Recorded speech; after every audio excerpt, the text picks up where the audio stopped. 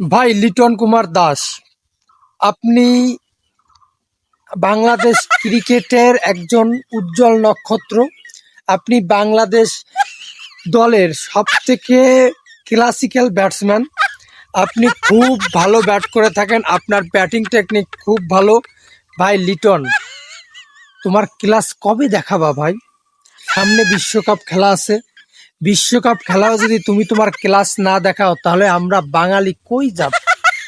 আমরা বাংলাদেশ ক্রিকেটের যারা সাপোর্টার, বাংলাদেশ ক্রিকেটকে যারা ভালোবাসি, যারা বাংলাদেশ ক্রিকেটের জয় দেখতে চাই, আমরা তো পুরোই হতাশ ভাই। তুমি একটু চেষ্টা করো যাতে তোমার যে প্রতিভা, তুমি সেটা প্রকাশ ঘটাইতে পারো। তুমি তোমার প্রতিভার তো প্রকাশ ঘটাও না, উল্টো তুমি এমন প্রকাশ ঘটাও যা দেখা আমরা যারা বাইরে থাকি দর্শক, আমাকে হার্ট অ্যাটাক হয়ে যায়।